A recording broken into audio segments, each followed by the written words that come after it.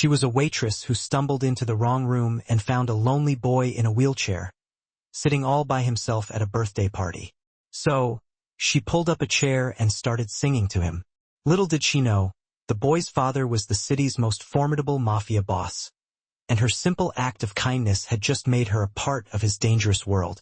Lena Martinez burst through the kitchen doors, a tower of dessert plates balanced precariously on her forearm, her sneakers squeaking against the slick, polished marble floor. The Venetian Rose was one of those fancy restaurants where people used more forks than she had fingers and whispered conversations that were a world away from her usual dive bar gigs. But rent was due. Leo needed new shoes, and double shifts meant double the pay. She glanced down at the order slip. Private room 7, birthday party. The hallways stretched long and quiet, numbered doors lining each side like a swanky hotel. Room 7. Or was it room 9? She squinted at the smudged ink. The kitchen manager's handwriting was atrocious. It had to be room 7. She knocked once, got no response, and then nudged the door open with her hip. The sight that greeted her stopped her dead in her tracks. A lone boy sat at an enormous table set for 20. A crisp white tablecloth, gold-trimmed plates, an untouched 3-tiered birthday cake with Happy 10th Birthday, Gabriel written in cheerful blue frosting, balloons tied to every other chair, empty chairs, a silence so thick it felt like walking into a funeral home. The boy's wheelchair was positioned at the head of the table. His thin hands rested on the armrests, his fingers pale and still. Dark hair fell across his forehead, and his deep brown eyes, too knowing for a 10-year-old, stared at the cake like it was a complete stranger. Behind him, 3 waiters stood stiffly against the wall like statues. They weren't serving. They weren't smiling. They just looked terrified. Lena's heart clenched. She cleared her throat. Sorry, I think I have the wrong. One of the waiters shot her a panicked look and shook his head fiercely. Get out. But the boy turned his head. His gaze locked onto hers, and something flickered in his eyes. Not anger, surprise, maybe, or even a spark of hope. She really should leave. This was obviously some VIP situation she'd stumbled into, but those empty chairs, that untouched cake, the way absolutely no one was even talking to him. Screw it. Lena set the plates down on the nearest chair and walked over to him. Hey there, I'm Lena. Looks like you could use some company. The waiters went as rigid as boards. One whispered urgently, Ma'am, you really shouldn't. It's his birthday, isn't it? She pulled out the chair beside Gabriel and sat down, completely ignoring the electric tension crackling through the room. Nobody should eat birthday cake alone. That's like a crime against childhood. The boy blinked at her, startled. His voice was soft and weary. You're not supposed to sit. Yeah, well, I'm not great at following rules. Lena grabbed a knife and started cutting into the cake. Chocolate or vanilla? Chocolate. Good choice. Vanilla's boring. She carved out a generous slice and slid it onto a plate in front of him. Then she cut one for herself. So, Gabriel, right? That's a cool name. Strong like the angel. His lips twitched, almost imperceptibly. Not quite a smile, but close. My dad picked it. Smart dad. She took a bite of cake. It was obscenely good. Probably cost more than her entire weekly grocery bill. This is incredible. You haven't tried it yet. Gabriel looked at the cake, then down at his hands. They didn't move. Understanding dawned. Lena picked up a fork, speared a piece of cake, and held it out to him. Want some help? For a long moment he just stared at the fork. Then, slowly he leaned forward and took the bite. Good, right? Lena grinned. He nodded, and then, miraculously, he smiled. So, where's everyone? She asked, keeping her tone light and breezy. Family's running late. They didn't come. Friends? Don't have any? Lena's chest tightened. She'd seen Leo sitting all alone at lunch once, back when they'd first moved and he was the new kid. It had only lasted 2 days before she'd marched right into that school and volunteered for every field trip until he made some friends. But this felt heavier, lonelier. Well, you've got me now, she said. And I make a pretty decent party guest. Watch this. She stood up, cleared her throat dramatically, and started singing. "Happy birthday to you." Gabriel's eyes went wide. "Happy birthday to you." Lena swayed, off-key and completely unbothered. One of the waiters made a strangled sound. "Happy birthday, dear Gabriel." She drew it out goofy and big, and Gabriel laughed. Actually laughed a real sound, bright and startled, like he'd forgotten how. "Happy birthday to you." She sat back down, breathless and grinning. "See? Official now. It's a real party." "That was terrible," Gabriel said, but he was still smiling. "Thank you. I've been working on my terrible singing for years." They ate cake together, Lena feeding him bites between her own, talking about nothing important. Her son, Leo, a stray cat she'd seen outside, the worst customers she'd ever had to deal with. Gabriel listened like every word mattered, his shoulders slowly relaxing. Then the door opened. The temperature in the room dropped 20 degrees. 3 men entered first, tall, broad, wearing dark suits and dead-eyed stares. Security.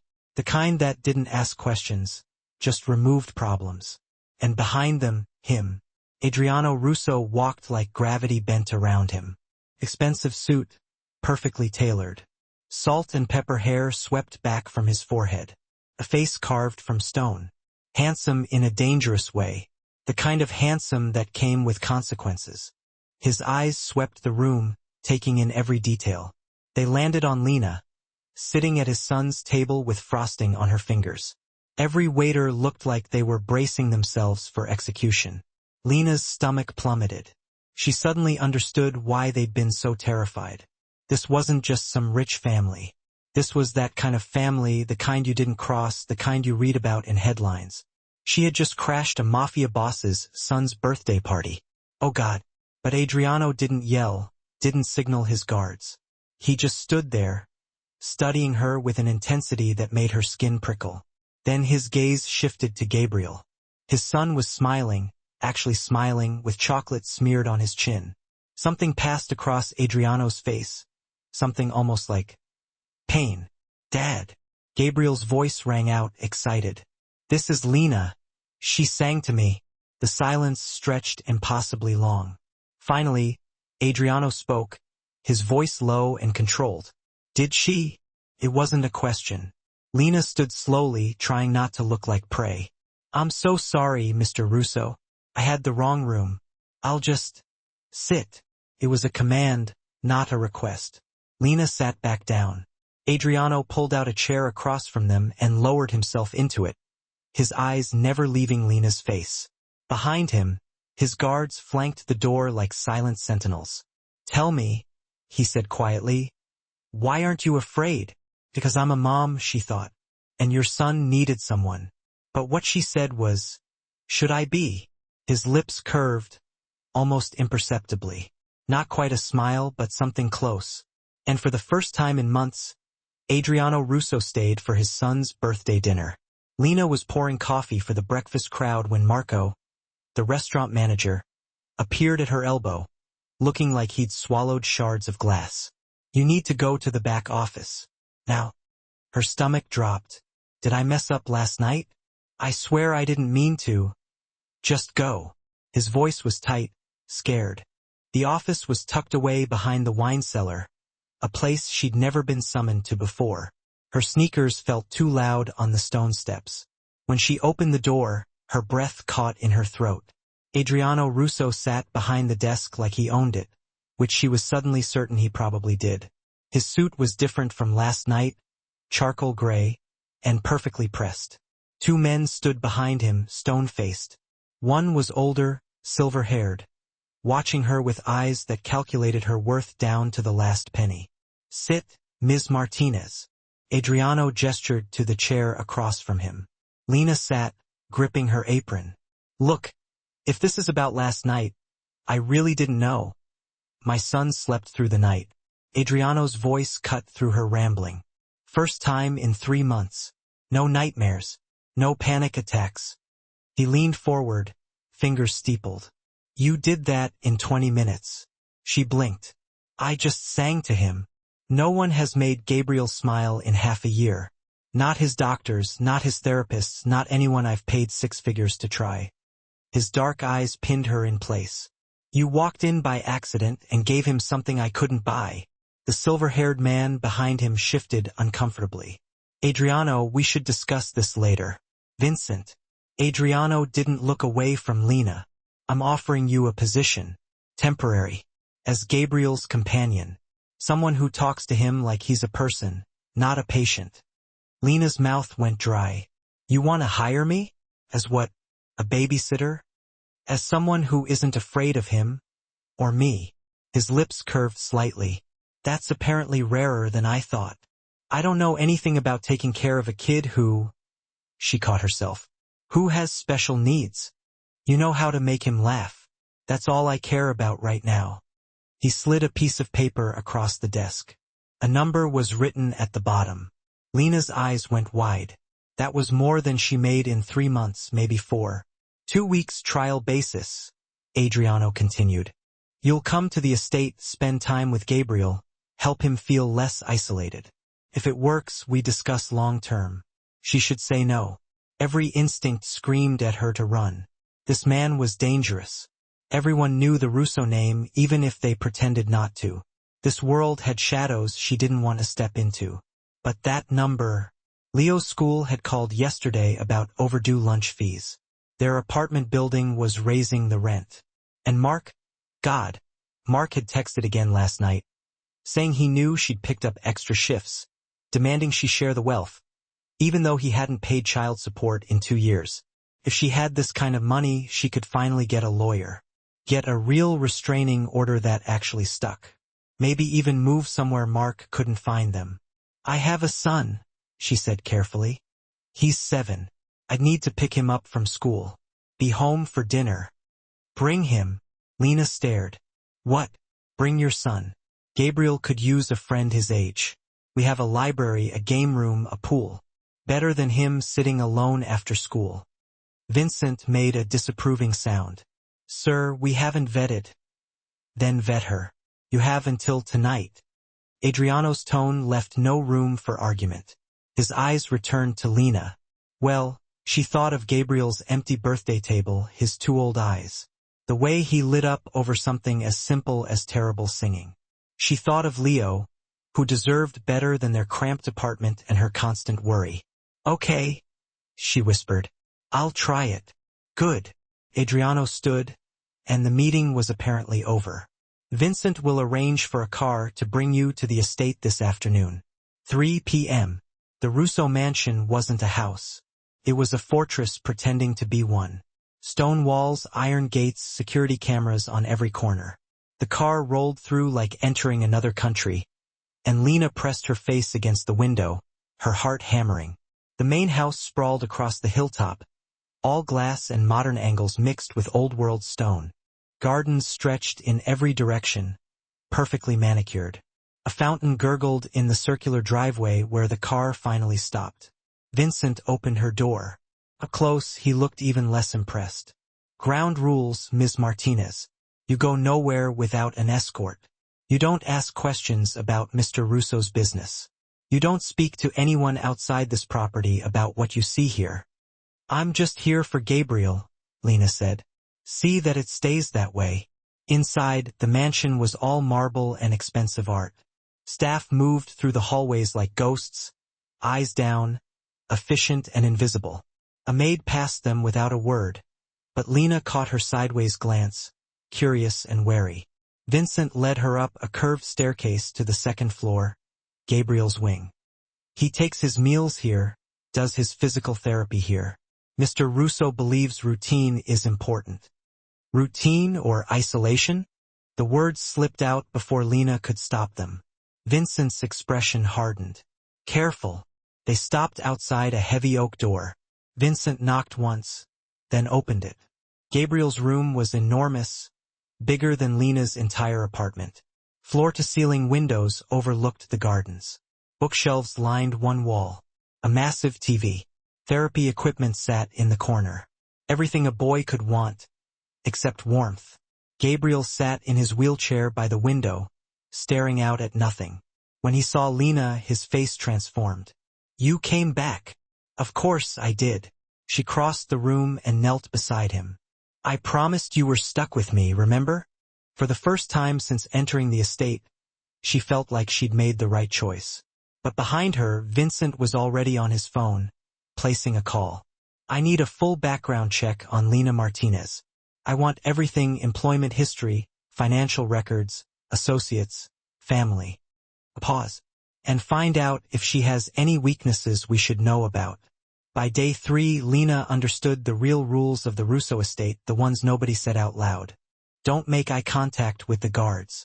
Don't ask why certain hallways are off limits. Don't notice the men in dark suits who arrived at odd hours and left through side exits. Don't question why the staff jumped at shadows and why conversations died the moment she entered a room. The house was beautiful and suffocating, like living inside an expensive cage.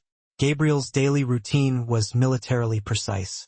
Physical therapy at 9 a.m., tutoring at 11 a.m., lunch at 1 p.m., rest period until 3 p.m.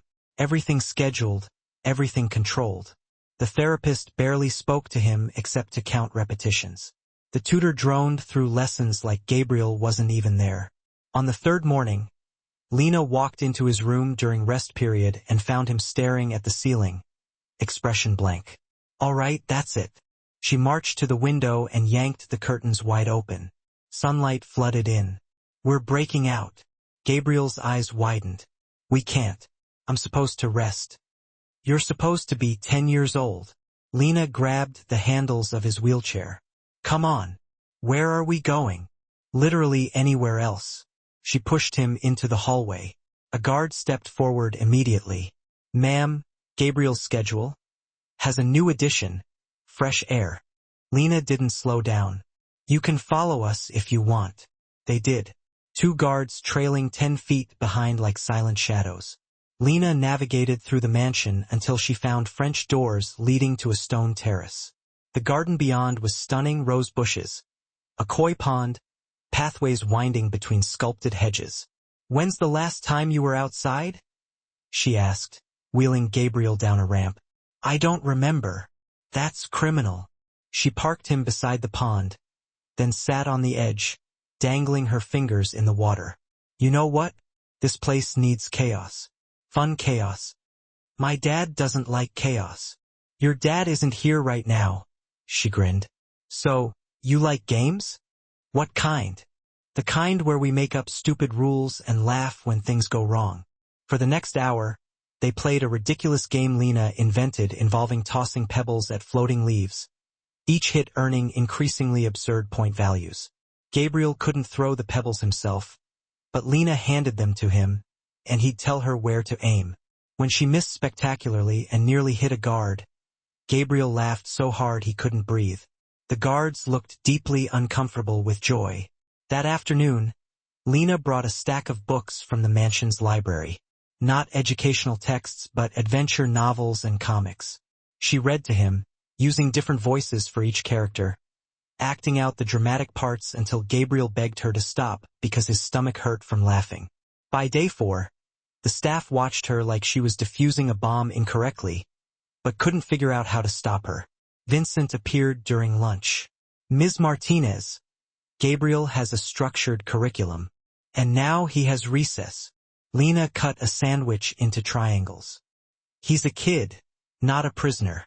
Mr. Russo expects. Mr. Russo hired me to make Gabriel happy. So let me do my job and you do yours. Vincent's jaw tightened, but he left. Gabriel stared at his sandwich. No one talks to Vincent like that.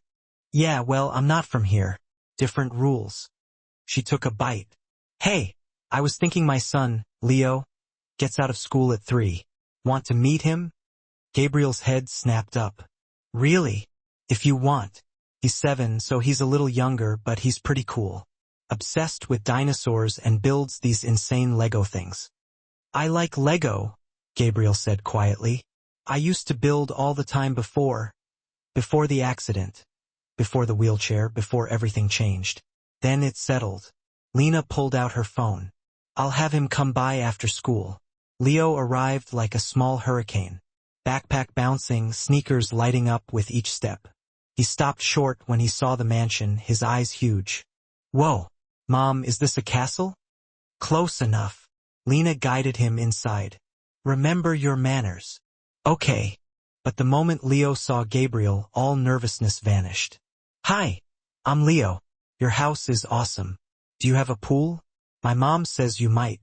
Also, do you like dinosaurs? I have a T-Rex that roars. He dug into his backpack, producing a plastic dinosaur. Gabriel blinked, overwhelmed.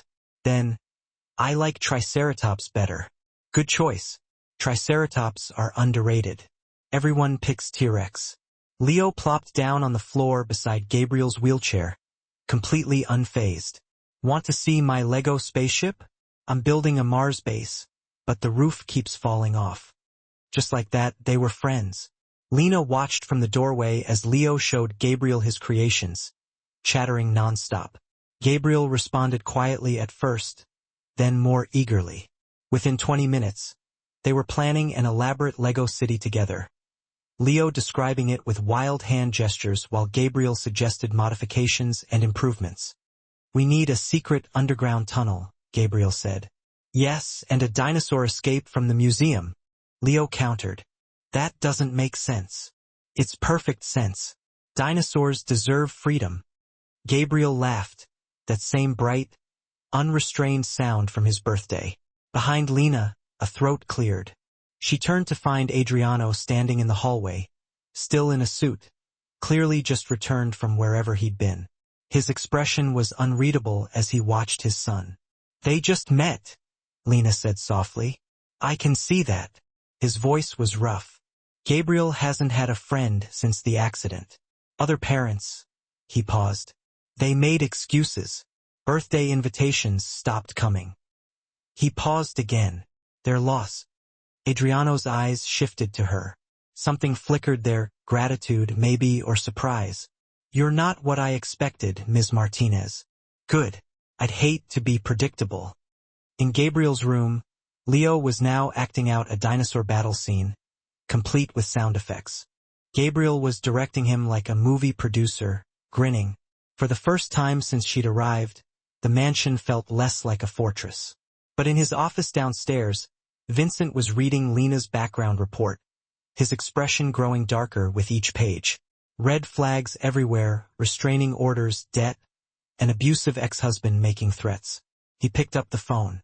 This woman was a liability, and liabilities in their world had to be dealt with. The text came at 11 p.m., lighting up Lena's phone on the nightstand of the guest room where she and Leo were sleeping. Mark, heard you got a new job. Nice place. Real nice. Lena's blood went cold. She grabbed the phone, her hands shaking. Mark. Working for the Russos now, moving up in the world. That's my girl. Mark.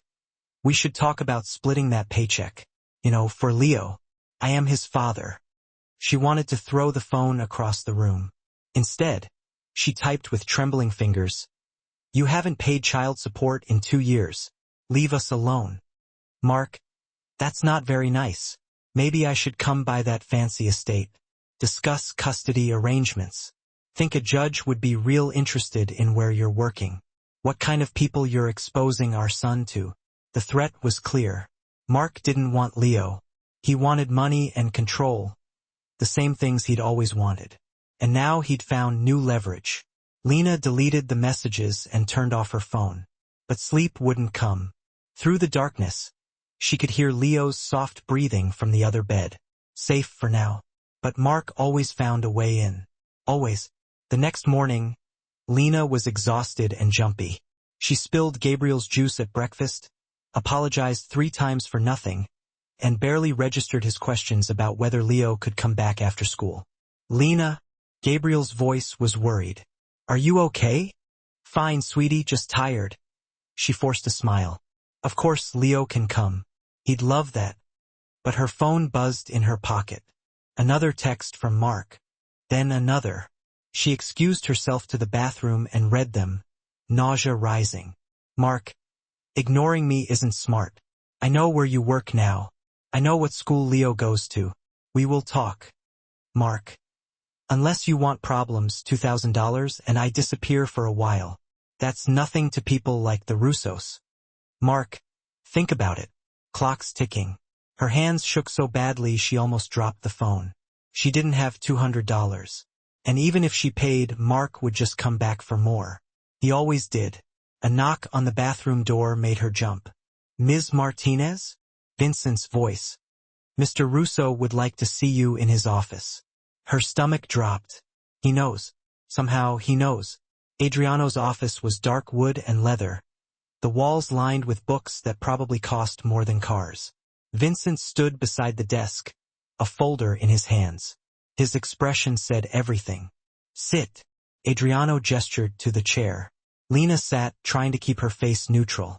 Adriano nodded to Vincent, who opened the folder. Lena Martinez, age 32, divorced 3 years ago from Mark Hendricks after filing multiple domestic disturbance reports. 2 restraining orders, both expired. Currently $16,000 in debt, mostly medical bills from an emergency room visit in 2023. Vincent's eyes were cold. Your ex-husband has a record assault, drunk and disorderly, violation of protective orders. Lena's cheeks burned. I told you I was a single mom. I didn't think my personal life mattered. Everything matters in this house. Vincent closed the folder. You're a security risk. An angry ex-husband with a record. Financial desperation. These are pressure points, vulnerabilities that can be exploited. I would never put Gabriel in danger. Intentionally? Probably not. But people like your ex-husband don't need your permission to cause problems. Vincent turned to Adriano. Sir, I strongly recommend we terminate this arrangement. Find someone more stable. Lena's throat tightened. She needed this job. Needed it more than Vincent could possibly understand. Please, Mr. Russo. I'm good for Gabriel. You've seen the difference. I have. Adriano's voice was quiet. He'd been watching her during Vincent's entire speech. Those dark eyes reading every micro-expression. Vincent, give us the room. Vincent stiffened. Sir, now? Vincent left, but his disapproval hung in the air like smoke. Adriano leaned back in his chair, studying her. My son ate dinner in the main dining room last night. First time since the accident. He asked if we could eat there again tonight. Together. He said Leo made him realize he was tired of being alone. Lena's eyes burned with unshed tears. Gabriel's a good kid. He's alive because of me, because of what I do, who I am. Adriano's jaw tightened almost imperceptibly. But I've kept him so sheltered, so isolated, that I forgot he needed to actually live. You reminded me of that. I just treated him like a person. Exactly. He turned and walked to the window, overlooking the gardens where Gabriel and Leo were playing with a remote control car. Gabriel was directing the action while Leo drove. Vincent's right. You're a liability in my world. Liabilities get cut loose immediately. It's survival. Lena's heart sank like a stone. I understand. But Adriano turned to face her, a flicker of something unreadable in his eyes. Gabriel laughed yesterday. Really laughed. I heard it from downstairs. That sound is worth more to me than any security protocol you could devise. She stared at him, hope warring with disbelief. You're keeping me? Against my consigliere's advice, yes. Something shifted in his expression, a softening, almost. But we're addressing your ex-husband problem. Mr. Russo, I can't ask you to. You're not asking, he interrupted, his voice going cold, dangerous. I'm telling you. Mark Hendricks is currently at Morton's Bar on 5th Street. He goes there every Thursday afternoon without fail. By tonight, he'll understand that you and Leo are under my protection. He won't bother you again. Lena's breath caught in her throat. How did you? I know everything about threats to this household, including ones that haven't even materialized yet. Adriano returned to his desk, his movements precise and controlled. You'll stay. Gabriel needs you. But, Ms. Martinez, his eyes locked on hers, hard and unwavering. No more secrets. If something threatens you, it threatens my son. I need to know. She nodded, her throat tight with a mix of fear and gratitude. There are texts from today. He wants money. Show me. She pulled out her phone with shaking hands and passed it over. Adriano read the messages, his expression darkening with each one. When he finished, he made a single, curt phone call. "Handle the Mark Hendricks situation tonight. Make it permanent." He hung up. "Done." "What does permanent mean?" Lena whispered, her voice barely audible. "It means you focus on Gabriel. I'll handle the rest." Outside, Leo's carefree laughter drifted through the window. Gabriel was smiling, pointing at something in the garden. Lena had just made a deal with a devil to protect her son. She just hoped it was the right devil. The news traveled through Boston's criminal underworld faster than a brush fire. Adriano Russo's crippled son had a caretaker, a nobody, a waitress. In a dimly lit social club in South Boston, Carlo Duca crushed a cigar into an ashtray and smiled, a slow, predatory expression. The Russos and Ducas had been circling each other, vying for territory, for 3 long years. A Cold War just waiting for a spark to ignite it. "The boys are eating in the main hall now," his underboss reported, his voice low and respectful. "Russo's getting soft. Sentimental." "Sentiment is weakness," Carlo murmured, his eyes gleaming with malevolent intent. "And weakness is opportunity. Find out everything about this woman. I want to know who she talks to, where she goes, what she needs." "Already on it, boss. She's got debt, an ex-husband we just scared off, and a kid in public school. Plenty of angles to work with." Carlo's smile widened, revealing teeth that looked a little too sharp. "Then let's give her a friend." Day 6 started with a breakthrough, a small victory that felt monumental. Gabriel wheeled himself into the main dining room, the massive, formal space with its crystal chandelier and a table that could easily seat 20 people, and announced to the entire household, "I want to eat here tonight with everyone." The staff exchanged nervous glances, their faces betraying their unease. Vincent looked like he'd swallowed a lemon. Lena knelt beside Gabriel's chair, her heart swelling with a mixture of pride and apprehension. "You sure? That's a big room." "I'm tired of hiding," Gabriel said, his voice stronger and more resolute than she'd ever heard it. "And I want Dad to eat with us like a real family." Her chest tightened with emotion. "Then we'll make it happen." That afternoon, Leo arrived home from school buzzing with a new excitement. "Mom, there was this really nice guy outside the school. He helped Mrs. Patterson carry her groceries when her bag broke. He said his name is David, and he just moved to the neighborhood." Lena looked up from the book she was reading to Gabriel, a knot of unease forming in her stomach. "What guy?"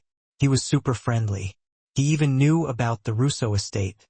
He said he works nearby doing security consulting or something. He asked if he worked here, and I said yes, and he said that was so cool and that maybe we'd see him around the neighborhood." Something cold slithered down Lena's spine, a primal warning bell. "Leo, what did I tell you about talking to strangers?" But he wasn't a stranger star. He was helping Mrs. Patterson, and he knew the area really well. Still, she pulled Leo close, hugging him tightly. "Promise me you won't talk to him again unless I'm there." "Okay. Okay." Leo squirmed away from her embrace. "Can we do Legos now?" She reluctantly let it go, but the unease lingered, a persistent whisper of danger. Dinner that night was surreal, a carefully constructed tableau of normalcy against a backdrop of unspoken threats. The main dining hall blazed with light, the long table set for 6. Adriano sat at the head, Gabriel to his right, Lena and Leo across from them, and 2 empty seats that seemed to represent all the missing family Gabriel had never known. Adriano arrived late, still in his suit, clearly coming from a meeting he couldn't discuss. He paused in the doorway when he saw them all seated, a complex expression crossing his face, something unreadable. "You came?" Gabriel said, his voice filled with a fragile hope that could have shattered glass. "You asked." Adriano took his seat, his movements precise and controlled. "I'm here." The meal started stiffly, the silence punctuated only by the clinking of silverware and the hushed movements of the staff serving each course. Everyone was hyper-aware of the security detail stationed at every exit, their presence a constant reminder of the danger lurking just beyond the walls. But Leo, completely oblivious to the tension in the air, started chattering about his day. And then we learned about the solar system. And did you know that Jupiter has like 79 moons? That's so many moons. Why does Earth only get one? That seems unfair.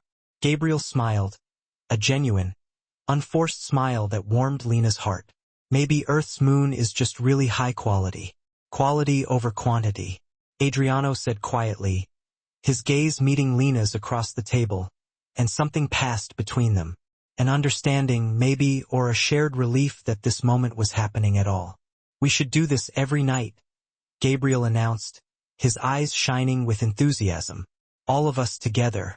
Vincent, standing near the wall, shifted uncomfortably, his disapproval radiating off him in waves.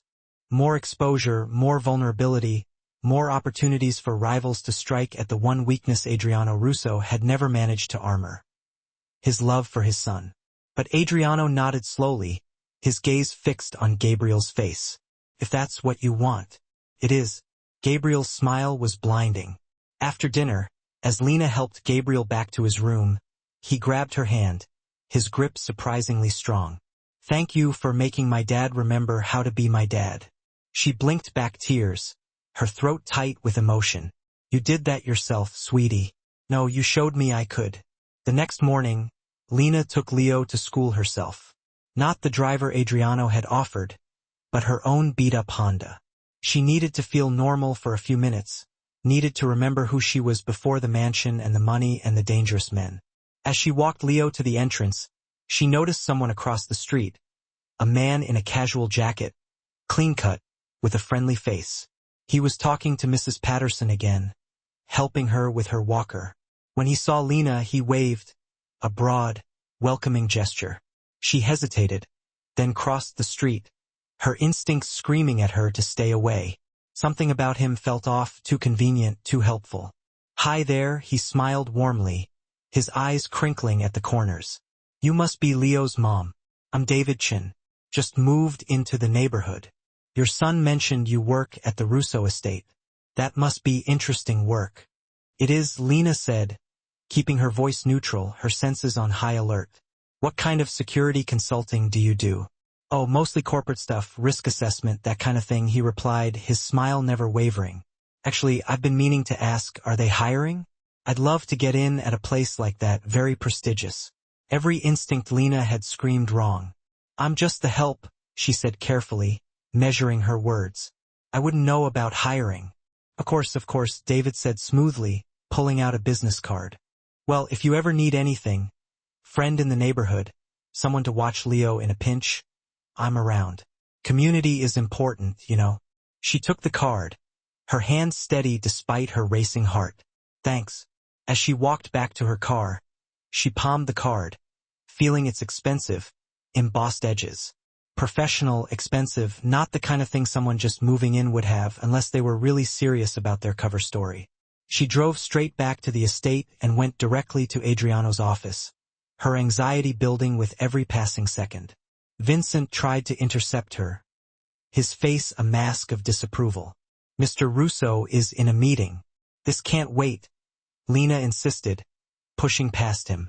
Adriano looked up from a conference table surrounded by hard-faced men, his expression unreadable. What is it? Lena held up the business card. Someone's watching us, and I think they want me to trust them. The temperature in the room seemed to drop several degrees. Adriano stood slowly, his movements deliberate and purposeful. Everyone out. As the men filed past, Lena saw it in their faces. The shift from business to war. Something was coming, and she just opened the door to let it in. Adriano studied David Chen's business card under his desk lamp, his brow furrowed. Then he slid it across the table to Vincent. Run it. Every database we have access to. Already did. It's clean. Too clean. Vincent's jaw tightened, a muscle ticking in his cheek. The address is a short-term rental, paid in cash. The phone number routes through 3 different carriers. Professional work. Duca, Adriano said, his voice like ice. Almost certainly. They're probing for weaknesses, using the woman and her son as entry points. Lena stood frozen in the office doorway, her blood running cold. I led them right to you. Oh God, I'm so sorry. Stop, Adriano said sharply, turning to face her. You did exactly what you should have done. You told me immediately. That's what matters. He looked at Vincent, his gaze unwavering. Double security on the grounds. No new staff without 3 independent verifications. And find out where this David Chun is right now. Sir, perhaps we should cancel the gathering tomorrow. No, Adriano said, his tone final. Gabriel's been looking forward to it all week. We don't hide, we adapt. The gathering was Gabriel's idea. A small celebration to show he was ready to be around people again. Just household staff, Lena, Leo, and a few trusted associates. Nothing elaborate, just cake and conversation in the main hall. But now it felt like painting a target on their backs. Day 10 arrived with deceptive sunshine. The main hall had been decorated simply. Balloons, a cake from Gabriel's favorite bakery, music playing softly. Gabriel wore a new shirt and sat at the head of the table, nervous but excited. Do I look okay? He asked Lena for the 3rd time, his voice laced with anxiety. You look perfect, she said, gently adjusting his collar. And you're going to be great. Just be yourself. Leo bounced beside them, already eyeing the cake. Can we eat soon? I'm a bottomless pit. Staff began filtering in.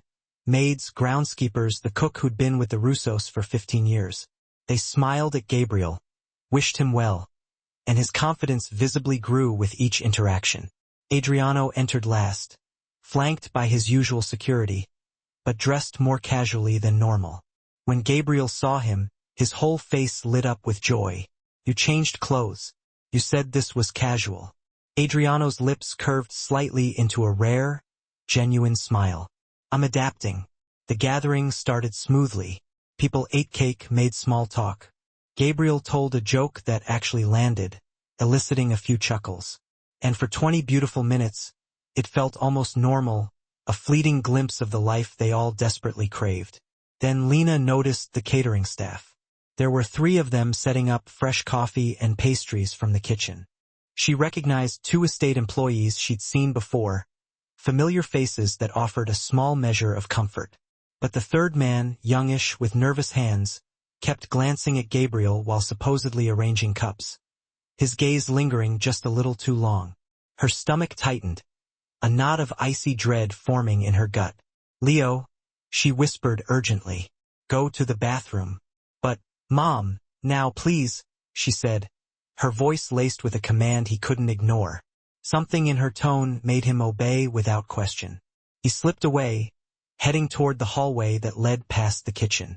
Lena moved closer to the catering table, trying to appear casual, her senses on high alert. The nervous man was sweating despite the cool room. His jacket hung wrong, bulky on one side, as if he were concealing something. No, please, no. She caught Vincent's eye across the room and tilted her head subtly toward the caterer. Vincent's expression hardened, his eyes narrowing with suspicion. He began moving along the perimeter, his hand already reaching under his jacket. Then Leo's voice rang out from the hallway, piercing the fragile atmosphere. Mom! Everyone turned, their heads snapping toward the sound. Leo stood in the kitchen doorway, his face pale with fear, pointing at something behind the industrial refrigerator. There's a gun back here. A big one. I almost tripped on it. Time fractured, slowing to a crawl. The nervous caterer's hand dove into his jacket, his movements jerky and desperate. Lena didn't think. She just moved, her body acting on pure instinct. She was closer than Vincent, closer than the other guards. She launched herself at the man just as he pulled out a pistol, her shoulder slamming into his chest with brutal force. They went down hard, the caterer landing with a sickening thud, the gun skittering across the marble floor. Chaos erupted. Security descended like wolves, their training kicking in with ruthless efficiency. Someone screamed, a high-pitched, terrified sound. Gabriel's wheelchair rolled backward, away from the danger, his eyes wide with fear. Adriano was already moving toward his son, putting himself between Gabriel and the threat, his face a mask of fury. Lena hit the ground, pain exploding through her shoulder, the impact stealing her breath. The caterer thrashed beneath her, trying to reach the fallen gun, his face contorted with desperation. She grabbed his wrist, holding on with everything she had, her muscles screaming in protest. "Stay down." Vincent's voice boomed above the chaos. Then his foot came down hard on the caterer's other arm, pinning him to the ground. 2 more guards piled on, and suddenly the man was face down, his hands being zip-tied behind his back.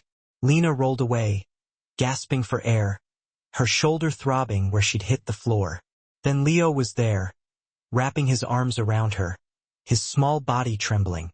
"Mom, are you okay? Did I do good? I saw the gun, and I remembered you said to always tell you if something's wrong. You did perfect, baby," she said, pulling him close, her whole body shaking with a mixture of adrenaline and relief. "So perfect." She held him tight, burying her face in his hair. "You saved everyone." Adriano appeared above them, Gabriel's wheelchair behind him. His face was a mask of cold fury, his eyes hard and unforgiving. But when he looked at Lena, something else flickered through, a flash of something akin to gratitude. "Are you hurt?"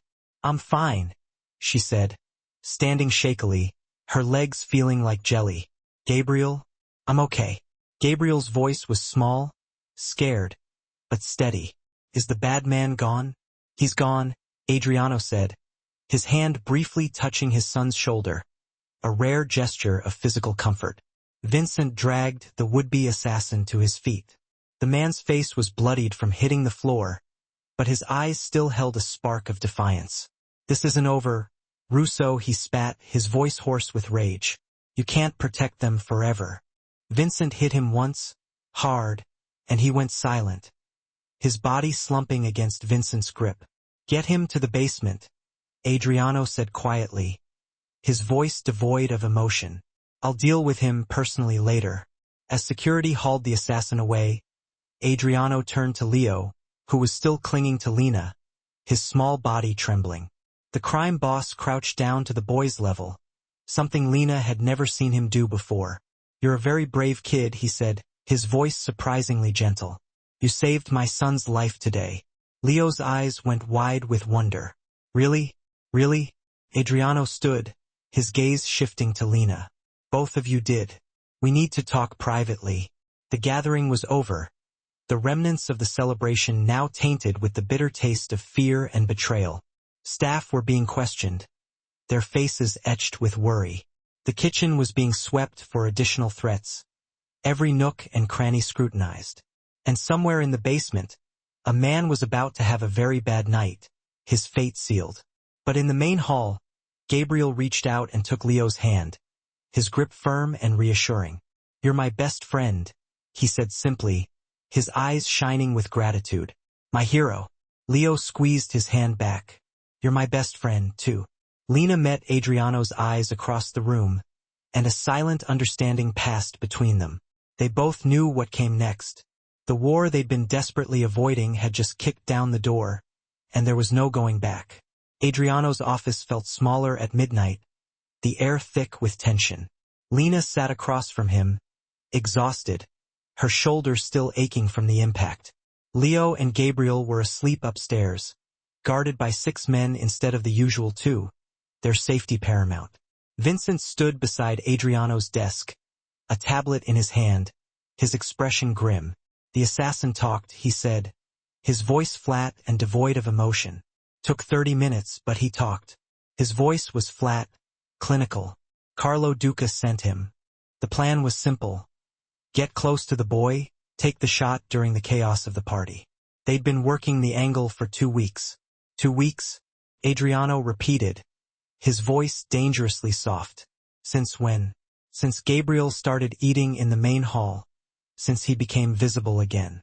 Vincent's eyes shifted to Lena, his gaze accusatory. "They used someone to get information, someone close to the family." Lena's blood went cold, her heart pounding in her chest. David Chun doesn't exist. His real name is Marco Toretto. Works freelance for whoever pays. Duca hired him to befriend you, gain your trust, learn the household routines." Vincent pulled up a photo on the tablet, David's friendly face staring back at them, now radiating a sinister aura. He approached her ex-husband first, paid him $5,000 to give up information about you, pressure points, vulnerabilities. The room seemed to tilt, the walls closing in on her. Mark gave them information about me? Everything. Your schedule, Leo's school, your fears. Then they pulled Mark out and inserted Toretto as the helpful neighbor, the friendly face. Vincent continued, his expression like ice. You were being cultivated, Ms. Martinez, slowly, patiently. They wanted you to trust Toretto so eventually he could use you to get inside information. I never told him anything. She protested, her voice trembling. You didn't have to, Vincent said, his gaze unwavering. Just being friendly was enough. He watched her patterns, Leo's patterns. He figured out when security was lightest, when catering deliveries happened, what day the gathering was scheduled. Vincent closed the tablet with a snap. You were the entry point, whether you meant to be or not. Lena's hands shook uncontrollably. She pressed them against her thighs to stop the trembling. Mark sold me out again. For $5,000, yes, Vincent confirmed, his tone pitiless. Something inside her cracked. A deep, irreparable fissure. All the years of fear, all the restraining orders and midnight escapes and carefully hidden addresses, and Mark had just sold her location to criminals for the price of a used car. Where is he? She asked, her voice sounding distant, hollow, like a stranger's. Adriano had been silent through Vincent's report, watching her with those dark, calculating eyes, assessing her reaction.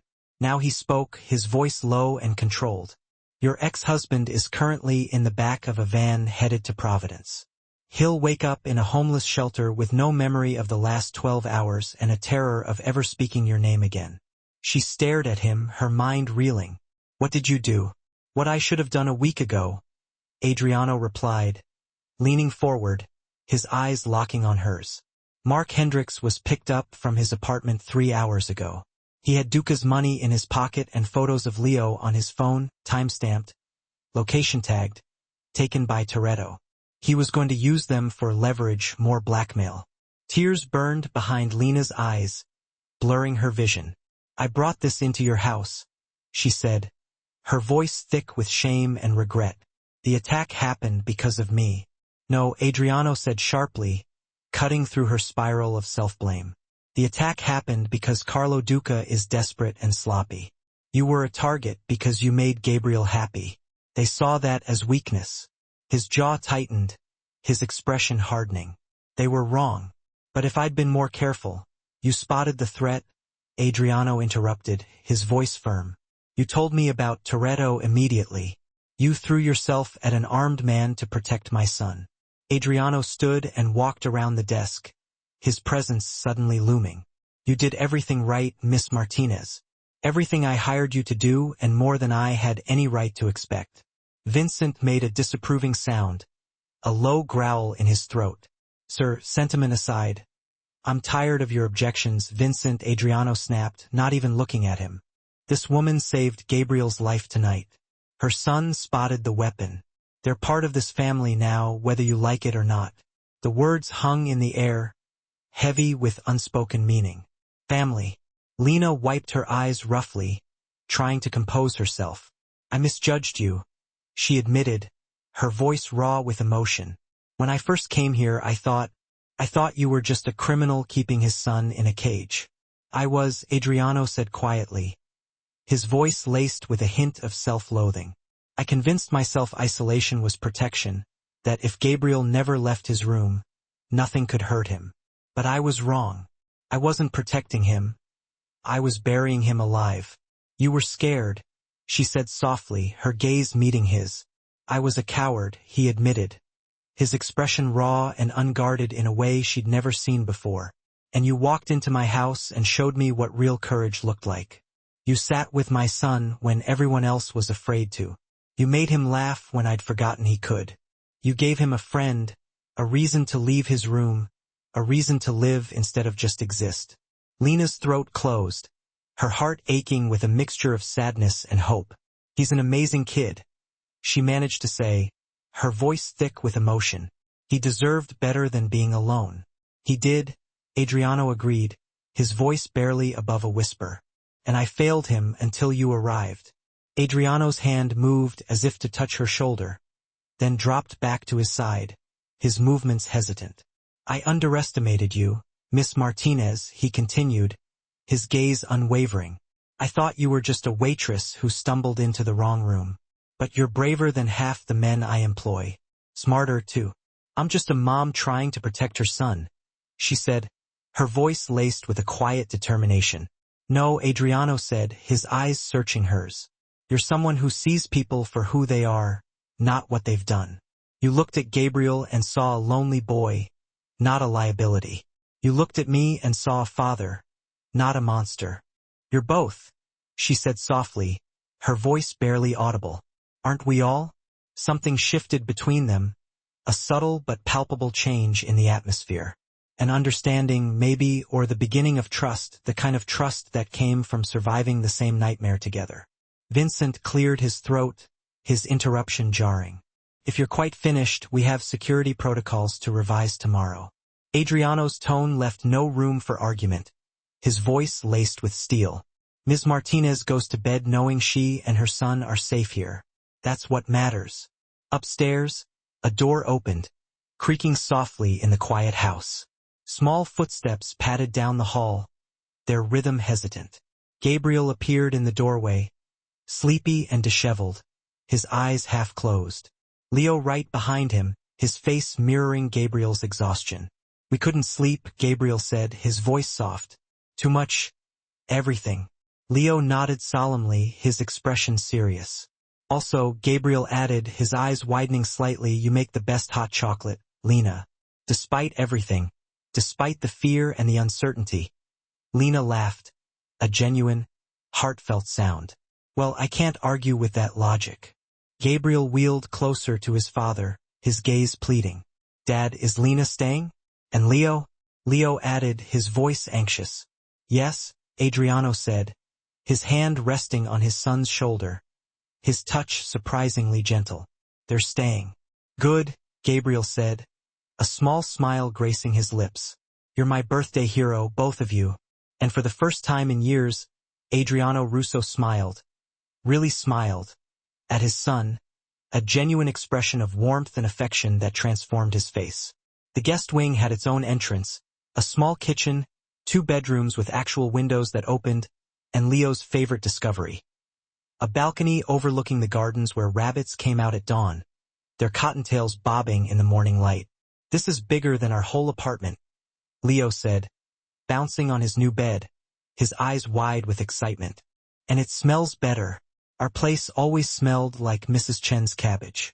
Lena set down the last box of their belongings, her movements slow and deliberate. Everything they owned fit in 4 boxes, a fact that felt both sad and liberating, a tangible reminder of their limited possessions and the simplicity of their past life. It's temporary, remember? She said, her voice laced with a note of caution, just until things settle down. But as she looked around the sunlit room with its soft carpets and clean walls, temporary felt like a word from another life, a distant echo of a reality that no longer existed. A knock came at the door, interrupting her thoughts. Gabriel wheeled himself in, barely able to contain his excitement. You're staying in the blue wing. That's right next to mine. We can have breakfast together every morning. Every morning? Lena asked, her heart swelling with warmth. You sure you won't get sick of us? Never. Gabriel's grin was pure sunshine, his happiness radiating off him in waves. Leo, want to see the game room? It has a racing simulator and everything. The boys disappeared down the hall, their excited chatter echoing off the marble walls, the sound a welcome distraction from the darkness that still lingered beneath the surface. Adriano appeared in the doorway, watching them go, his expression thoughtful. He's been planning their entire week since I told him you were moving in, he said, a hint of amusement in his voice. Apparently, Tuesdays are now Lego days and Fridays are movie nights. He's really come alive, Lena said softly, her gaze fixed on Gabriel's retreating figure. Because of you, Adriano said, stepping inside the room, his hands in his pockets, a surprisingly casual gesture for a man who usually carried himself like a general. Vincent wants me to assign you a security detail, 2 guards minimum. That seems excessive for a waitress, Lena said, her brow furrowing. You're not a waitress anymore, Adriano replied, his voice firm. You're... He paused, searching for the right word, his gaze meeting hers. You're part of this. Part of us. The way he said us made something flutter in her chest. A dangerous warmth that threatened to consume her. Dangerous territory, Mr. Russo, she said, her voice barely above a whisper. Adriano. His eyes met hers, holding her captive. We're past formalities, don't you think? She nodded, her throat suddenly dry, her pulse quickening. Adriano, I need you to understand something. I don't belong in this world. I'm a single mom who barely graduated high school. I serve coffee and make beds. This, she gestured around the elegant room, isn't my life. Maybe it should be, Adriano said, his voice low and husky. The words hung between them like a question neither was ready to answer. A silent acknowledgement of the impossible chasm that separated their worlds. Gabriel needs stability, she continued, her voice regaining its strength. Routine. I can give him that. But anything more than that, anything that looks like... Like what? Adriano prompted, his gaze intense, waiting for her to articulate the unspoken fear that haunted them both. Like I'm falling for a man who scares me half to death but also intrigues me like crazy. It's like I'm glimpsing the father hiding behind the monster persona. It's like I actually look forward to those brief moments when you smile at your son and completely forget to be dangerous. I think I'm getting way too involved here. She finished, her voice barely audible. Adriano took a single step closer, just a tiny movement, but it felt like crossing some invisible line. You threw yourself in front of a loaded gun to protect my son. I think we're way past too involved at this point. It was instinct. Protecting kids is just what moms do. Is that what you're telling yourself? His voice dropped, becoming even more intense. That everything you've done since you got here is just some kind of maternal reflex. Before she could even formulate an answer, before she could even begin to sort out her true feelings, Leo's voice echoed from down the hallway. Mom, Gabriel says we can have pizza for dinner. Real pizza, not the frozen kind. The moment dissolved. Adriano took a step back, the wall of darkness seeming to rise up again behind his eyes. Pizza sounds good, he said. Main dining hall. 7 o'clock found them all gathered around that same table where, just 12 days earlier, Gabriel had sat alone with a birthday cake that no one touched. Now the table was overflowing with people and noise. Gabriel was in his usual spot. Leo was sitting right next to him arguing about whether pepperoni was superior to sausage. Lena was cutting the pizza into slices, and Adriano was at the head of the table, actually engaging in the conversation instead of just silently observing from the sidelines. Pepperoni is a classic, Leo insisted stubbornly. You just can't beat a classic. But sausage has way more flavor, Gabriel countered. It's sophisticated. Since when are you sophisticated? You put gummy bears on your ice cream. That's totally different. That's genius. Lena laughed, watching the two of them. You're both completely wrong. Mushroom and olive is the superior choice. Both boys made faces of utter disgust. That's adult pizza, Leo said, with the kind of disdain that only a 7-year-old can truly pull off. Your mother has questionable taste, Adriano said, his voice dry. Then he quickly caught her eye. In pizza, I mean. The boys giggled. Lena felt her cheeks flush. They ate and talked and argued about completely ridiculous things. Like whether dinosaurs could beat dragons in a fight, if swimming pools should be required to have water slides, whether staying up past midnight officially made you old. Normal stuff, family stuff. At one point, Gabriel reached across the table and took Leo's hand. I'm really glad you're staying. You're my best friend. You're mine too, Leo said. Even if you're totally wrong about sausage pizza. After dinner, as the boys raced off to play video games, Lena started clearing the plates. Adriano stopped her. The staff will take care of it. I don't mind helping. Just sit down. He gestured to the chair next to him. Please, he said. For a long moment, they just stared at the table, at the scattered crumbs and the empty plates, at the simple evidence of life and laughter. That first night, Adriano said softly, when I walked in and saw you sitting with my son, singing that truly awful birthday song. Hey, I warned you it was terrible. I thought you were either incredibly brave or incredibly stupid. His lips curving into a slight smile. I'm still not entirely sure which one it is. Maybe it's both. Probably both. He turned to face her completely. But you gave me back my son. And maybe someday, if you'll let me, I'd like to give you something in return. What's that? Place where you belong. A home? A family? He hesitated for a moment. If that's what you want. Lena's eyes stung with tears. She thought of all those empty apartments, all those lonely dinners, all the years of running and hiding and barely scraping by. She thought of Gabriel's bright laugh. Leo's easy smile. The way this house felt less and less like a fortress every day and more like something she had been searching for her entire life without even realizing it. I want it, she whispered. From down the hallway came the sound of the boys' laughter. Pure, bright, and unrestrained. The birthday table wasn't lonely anymore, and neither was she.